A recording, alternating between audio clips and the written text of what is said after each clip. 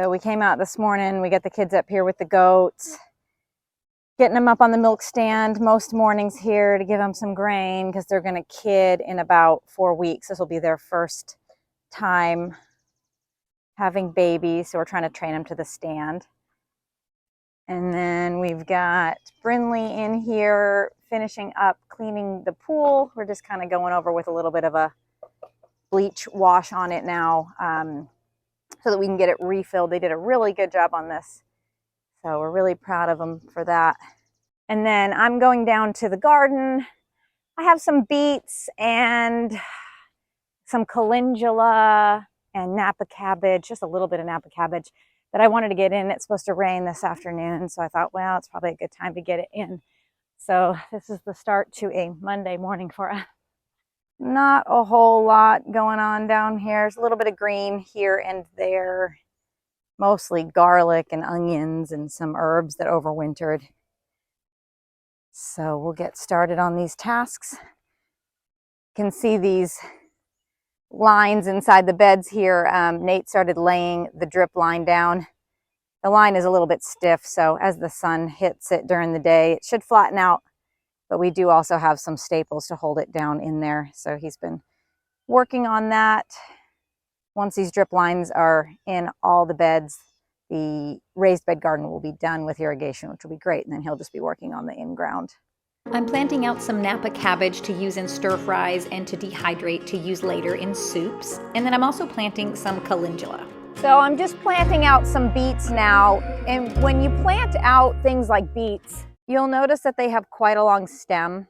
You want to plant them up to this point here. You don't want to go beyond the point where the leaves are starting to come out. But right up to here will give them a nice amount of support in the soil. So you plant them a little bit deeply. So we really like beets. A lot of people don't because of that earthy flavor that they have, but we just like them fresh in salads. I'll also take them and pickle them in sort of like a sweet pickle, you know, like pickled beets that you'd get at the store. We eat them like that. What's kind of cool to do with them is to dehydrate them, slice them thin and dehydrate them. And then you throw them in the blender and you powder them up. And when you do that, you can add it into dishes and stuff. So like last night I made a dessert, like a raspberry cobbler. And I just went ahead and put just a little bit of beet powder, you know, not a lot. I don't want to alter the flavor of it. But if you just do just a little bit, you really can't tell any difference. And then you're adding in good nutrients. And that'll store on your shelf for quite a while like that. You can also add it into smoothies or a soup or something like that without really changing the flavor profile. So that's really great. I like to do that with kale too. Dehydrate kale leaves and crush them up and then have like a nice green powder, you know, like those expensive green smoothie powders that you see all over the place. You can kind of just make your own and be able to add in some really good vitamins and nutrients. But the irrigation down here is moving along, so that is really exciting. Nate was going to throw a line of landscape lighting in down here, more for like, landscape lighting is just more for like ambiance. You know, it's not really for like real like electricity down here. So I told him I'd love to have some electricity down here for an option for like a plug.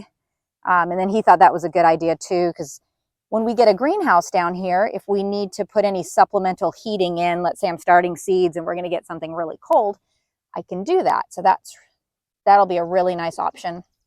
So our next step is to get the plumber here because we have to tie into the water lines, and then also the electrician. We're going to see if we can put a switch up at the house for the lights, because sometimes in the summertime it gets so busy that a lot of times I'm down here at night working, and typically I'll use a headlamp and that works okay. But man, if I had actual lighting, that would be great. But it's supposed to rain today. It's a really nice cloudy day.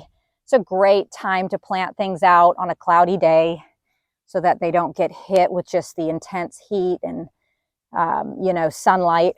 So I just finished watering everything, and I thought I'd just walk y'all around and kind of let you see what I have in here. It's not much, but I do have a few things going. So let me show you what I got. Okay, so here I have some spinach. You can see some of it didn't germinate here. And then when we were putting in the irrigation, we had to dig a hole down. And so we disturbed a few of them over there, but a few little spinach plants. I have some beets that I direct sowed here, along with some radishes. That's a French breakfast radish, and those are really nice because they're really quick. They're like 21 days, so that's really good.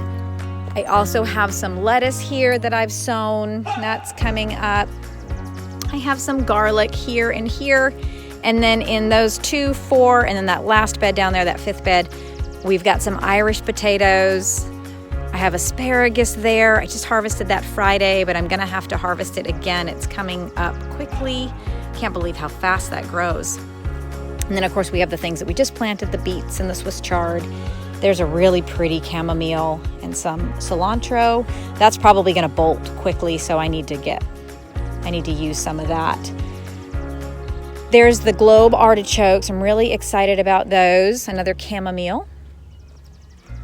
And then here are some leeks that overwintered. They look a little rough, but we're gonna see if we get anything off of these guys. Got some carrots there, a couple of beds of strawberries that are starting to get flowers on them already. And then I've got 2 beds of garlic down here. And then the in-ground garden, we've got those onions that we sowed the other day and some brassicas. So here you can see the onions. They're looking really, really good. These are onion sets right here. And then further down this row, I have some onion plants that I actually started from seed.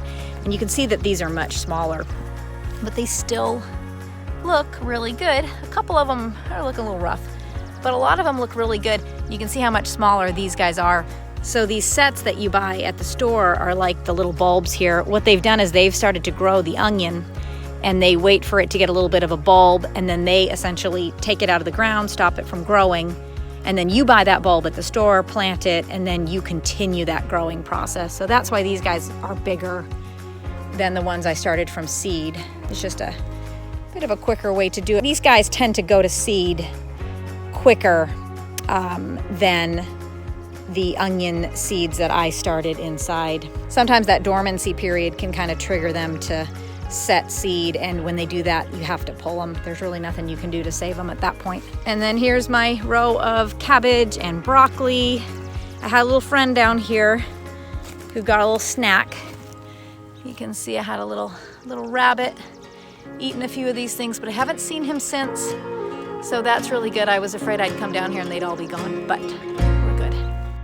My microphone ended up dying again, so I thought I'd just throw this footage up of me planting these globe artichokes while I thanked you guys for watching. I hope you guys got a little bit of a glimpse into what our mornings during the week look like before we start our homeschool and the rest of the things we have to get done. Thank you so much for watching, and have a great rest of your day.